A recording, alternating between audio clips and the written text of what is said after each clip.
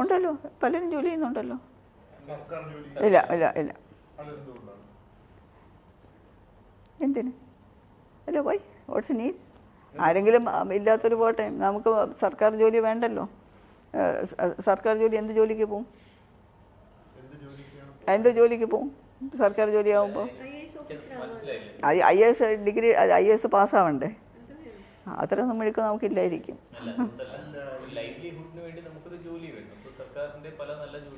അല്ല, ഒരു എക്സാമ്പിൾ പറയണം. സിവിൽ സർവീസ് പാസ്സാവണ്ടേ? LD ക്ലാർക്ക്, അതില്ലാതെ നമുക്ക് ജീവിക്കാൻ പത്മനാഭൻ തന്നിട്ടുണ്ട്. അവിടുത്തെ LD ക്ലാർക്കായിട്ട് ഇരിക്കേണ്ട ഒരു ഗതികേട് ഇതുവരെ വന്നിട്ടില്ല.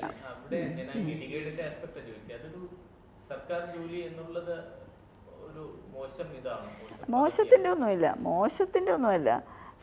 അതിൻ്റെ ആവശ്യം വന്നിട്ടില്ല. അവിടെ പോയി ഓരോരുത്തരെ മുമ്പ് യെസ് സർ നോ സർ എന്ന് പറഞ്ഞു നിന്ന് അതിന് മോശമൊന്നുമല്ല. മോശമെന്നോ അതൊരു അപമാനമാണോ ആ രീതിയിലല്ല. അതിൻ്റെ ആവശ്യം വന്നിട്ടില്ല.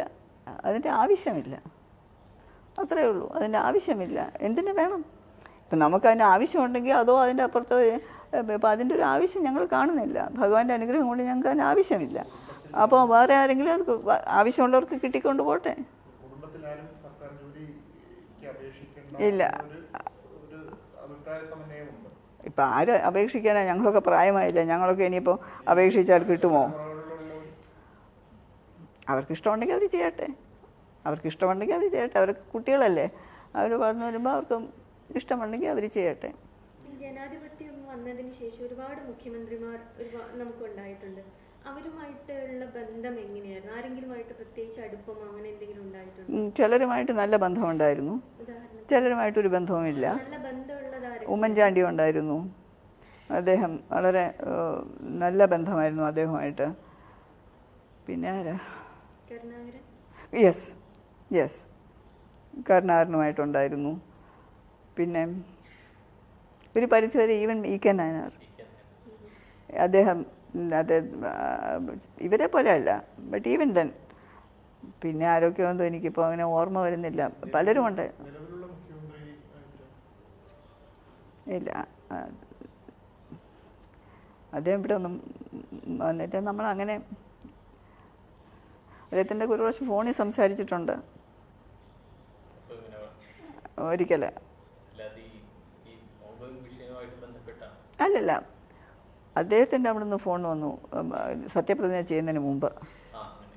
അപ്പോൾ അതെ, ആദ്യത്തെ പ്രാവശ്യം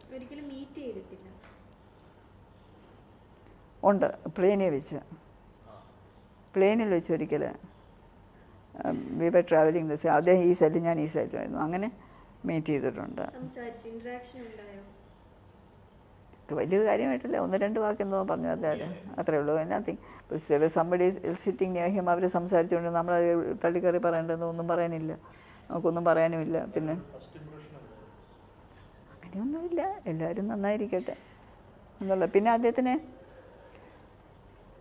ഏതോ ഒരു ഫങ്ഷന് കണ്ടിട്ടുണ്ട്, എയർഫോഴ്സിൻ്റെ ഏതോ ഒരു ഫങ്ഷൻ ഉണ്ടായിരുന്നു, അതിന് ഹി ഹെഡ് കം. അങ്ങനെ ഞാൻ കണ്ടിട്ടുണ്ട് ഒരു പ്രാവശ്യം. ഉണ്ട്. പ്രൈം മിനിസ്റ്റർ ആയിട്ട് കണ്ടിട്ടില്ല. അതെ അതെ അതെ. അദ്ദേഹം ഗുജറാത്ത് അങ്ങനെ ഒരു പ്രാവശ്യം കണ്ടിട്ടുള്ളൂ. ഇവിടെ വന്നിട്ടുണ്ട്. നല്ല ഇംപ്രഷൻ. അവിടെ വെച്ച് കണ്ട കാര്യം പറഞ്ഞു. നമ്മുടെ ഇപ്പോൾ ലോകത്ത് തന്നെ 2 ദിവസം ഇന്റർനാഷണൽ ഫ്ലൈറ്റ്സ് ഒക്കെ നിർത്തി വെക്കുന്നത് നമ്മുടെ തിരുവനന്തപുരം എയർപോർട്ടിന്റെ കാര്യത്തിൽ മാത്രമാണ്. അതൊരു യുണീക്ക് സംഭവമാണ്. ഇപ്പൊ അദാനിയുടെ കയ്യിലാണ് ഇപ്പൊ എയർപോർട്ട് ഉള്ളത്. അദാനിയോടും ഈ വിഷയം സംസാരിക്കും, അദ്ദേഹത്തിന്റെ റെസ്പോൺസ് എങ്ങനെയായിരുന്നു അത്? ഈ ഭൂമി ചിത്രതിരുനാൾ മഹാരാജ തിരുമനസ് കൊണ്ടാണ് എയർപോർട്ടിന് വിട്ടുകൊടുത്തത്. അതിനു മുമ്പ് ശ്രീമൂലം തിരുനാൾ തിരുമനസിൻ്റെ കാലത്ത് ഇതിനെപ്പറ്റി ഒരു തിങ്കിങ് പ്രോസസ്സ് ഉണ്ടായിരുന്നു. പക്ഷെ അത് മുമ്പോട്ട് പോയില്ല. പൊന്നമ്മാൻ്റെ കാലത്ത് തന്നെയാണ്. അപ്പോൾ അന്ന് തിരുമനസ് കൽപ്പിച്ചു 363 ദിവസം ഈ ഭൂമി പബ്ലിക്കിന്, നാട്ടുകാർക്കും പബ്ലിക്കിന് ആർക്കാണെങ്കിലും 2 ദിവസം പത്മനാഭന്, 2 ആറാട്ട് അന്ന് നിശ്ചയിച്ച്. അന്ന് പറഞ്ഞു അത് ഇന്നേ ദിവസം വരെ നടക്കുന്നു. അദാനി വന്നപ്പോഴും അവരെ ഇത് അറിയിച്ചിരുന്നു. അവരത് ശിരസാവഹിച്ച് ഒരിക്കലും അതിൻ്റെ ഒരു മാറ്റം വരികയില്ല എന്ന് പറഞ്ഞ് അതങ്ങനെ നടന്നു പോകുന്നുണ്ട് ഇപ്പോഴും. അത് as you said may be Guinness book of റെക്കോർഡ്സിലോ മറ്റോ പോകാം. അങ്ങനെ ഒരു സംഭവം വേറെ എങ്ങും ഉള്ളതായിട്ട് അറിവില്ല.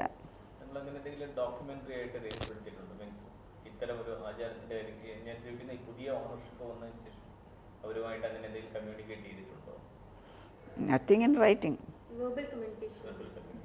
Nothing in writing. നമ്മളിപ്പോൾ ഒഫീഷ്യലായിട്ടൊന്നും നമുക്ക് പറയാൻ ഒക്കില്ലല്ലോ. പക്ഷേ ഈ അമ്പലത്തിൻ്റെ ആയതുകൊണ്ട് അവർ വളരെ വളരെ വളരെ കോഓപ്പറേറ്റ്. അവരിവിടെ വന്നിരുന്നു. Adani people have come here. വലിയ ആളല്ല, പക്ഷേ അവരുടെ അടുത്തുകളിലൊക്കെ ഇവിടെ വന്നിട്ടുണ്ട്. വളരെ നല്ല രീതിയിൽ തന്നെയാണ്.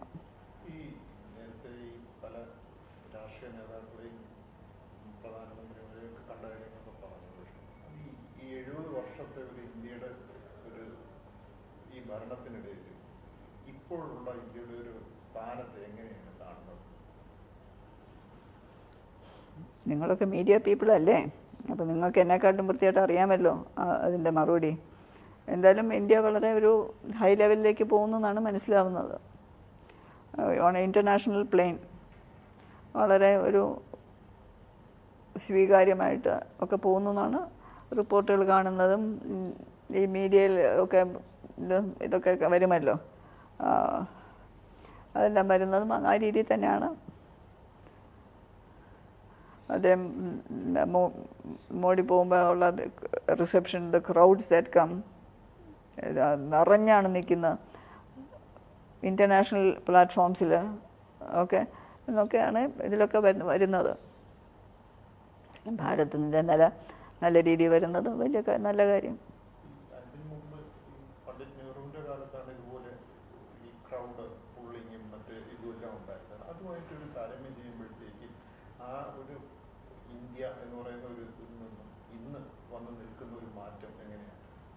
അതെനിക്ക് പറയാൻ അറിയാൻ വയ്യ. എനിക്ക് അങ്ങനത്തെ പൊളിറ്റിക്കൽ അസസ്മെൻ്റ് ഒന്നും എനിക്ക് അറിയാൻ വയ്യ.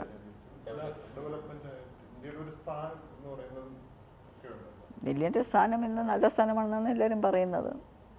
പിന്നെ ഒരു കാര്യമുണ്ട്, ഓരോ സമയത്തും ഓരോ ഇപ്പം ഫോർ ഇൻസ്റ്റൻസ് ഇപ്പം പണ്ഡിറ്റ് നെഹ്റുവിൻ്റെ കാലത്ത് ഇപ്പോൾ ഒരു STDയോ മൊബൈലോ ഉണ്ടോ? ഇല്ല. അപ്പോൾ ഇന്ന് കമ്മ്യൂണിക്കേഷൻ സിസ്റ്റംസ് ആൻഡ് അതർ സിസ്റ്റംസിനൊക്കെ കുറേ ഒരുപാട് പ്രോഗ്രസ് വന്നിട്ടുണ്ട്. അപ്പോൾ അതിൻ്റേതായിട്ടുള്ള നമ്മളിപ്പോൾ ലോകം നമ്മുടെ പടിവാതിലെത്തുന്നു ഇല്ലേ?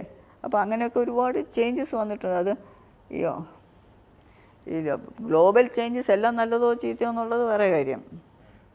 പക്ഷെ അതേസമയം തന്നെ ഈ ഇദ്ദേഹത്തിന് എതിരെ ഉണ്ടാകുന്ന വളരെ കടമാക്രമണം തോതിലുള്ള ആക്രമണവും പഴിയും ഒക്കെ അതൊരു തരത്തിൽ ഈ ലോകം അംഗീകരിക്കുമ്പോഴും അകത്തൊരു ഭാഗത്ത് ഒരു അംഗീകാരമില്ലായ്മ അല്ലെങ്കിൽ അങ്ങനെ അംഗീകാരം കൊടുക്കരുതെന്നുള്ള ഒരു ഇത് ഉണ്ടാകുന്നില്ല എന്നാണ് പേപ്പേഴ്സ് പറയുന്നത്.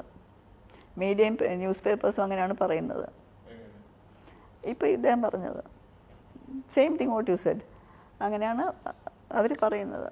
അതൊക്കെ നിങ്ങൾക്ക് ഞങ്ങളെക്കാട്ടി നിങ്ങൾക്കാണ് അതെല്ലാം വൃത്തിയായിട്ട് അറിയുന്നുള്ളത്. You people know it much more than we do.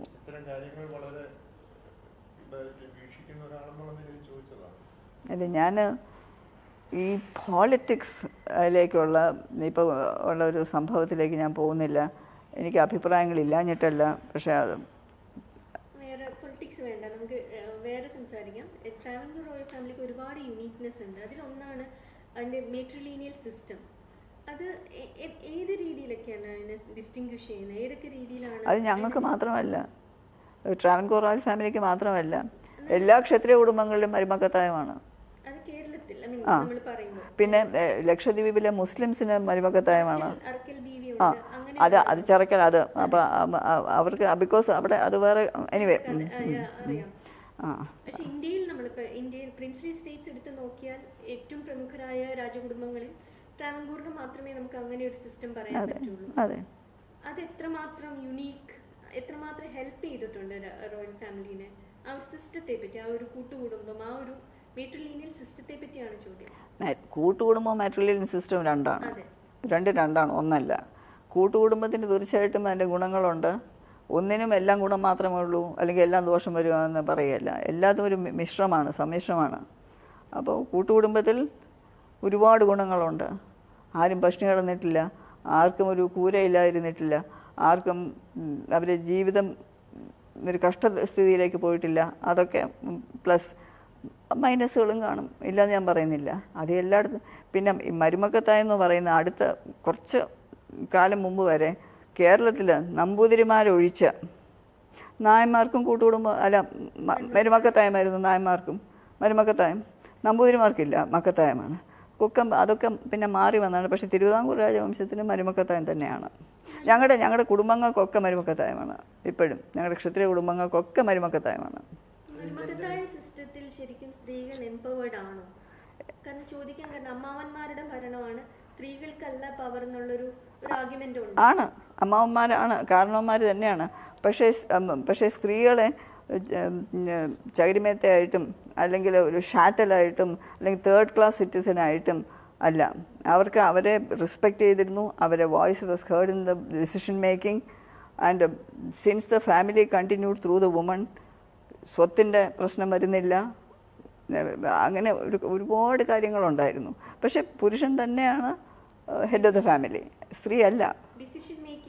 Decision making ഇവരൊക്കെ കൂടെ വലിയ അമ്പരാട്ടിയൊക്കെ ഉണ്ടെങ്കിൽ തീർച്ചയായിട്ടും അവർ ചർച്ച ചെയ്യും.